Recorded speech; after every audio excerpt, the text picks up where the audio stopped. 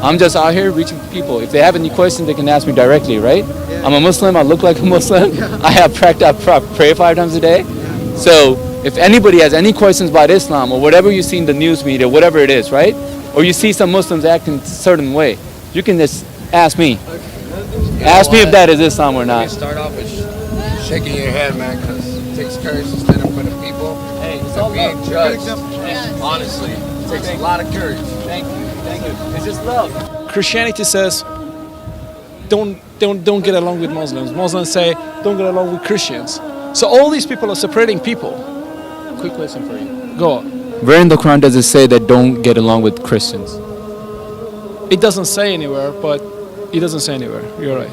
Actually, it says that you should fight to defend the temples, the synagogues, the mosques, and also all the places of worship. Do you believe in a verse that says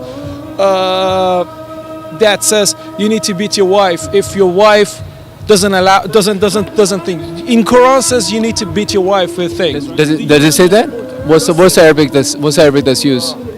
It says you have to do it with a brush. You have to beat your. You think that the actual verses of the Quran says that you have to beat your wife with a brush? Because I've read it many times. It doesn't say that. It does say, doesn't it? If your wife Have you? listen to you. I can No, it doesn't. Yeah, you can Google it. I have the Quran in the pocket as well. Have you ever read the biography of the Holy Prophet ﷺ, of Islam, the founder of Islam? Yes, I have. Did you ever read that he beat his wife? No, he didn't. There you go. Do you guys teach a violent doctrine against other people that do not practice Islam?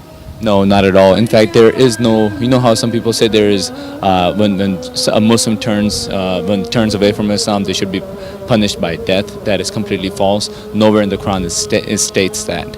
As a Muslim, how do you stand on like feminism and stuff like that, like women's issues? Yeah. So if you look at the pre-Islamic Arabia, before Islam was revealed, when it started by the founder of Islam, right?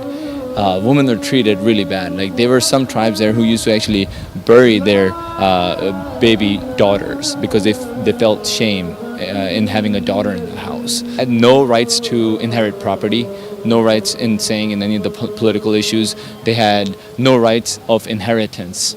So if you look, and it's back then, it's recorded, it's in the Quran, they were actually liberated. So women are given all those rights when he came, right? If you look at the West, it didn't happen until like 100 years ago. As far as the veil is concerned, and as far as like covering up, and obviously my mom covers up, she wears that loose clothing called burqa and everything. A lot of the women actually, you should actually reach out to the Muslim women. They feel liberated that way instead of being exposed. Exactly, instead of exposing themselves or how women are objectified, that you have to have a half-naked girl on a poster on the billboard, and then your product is gonna sell.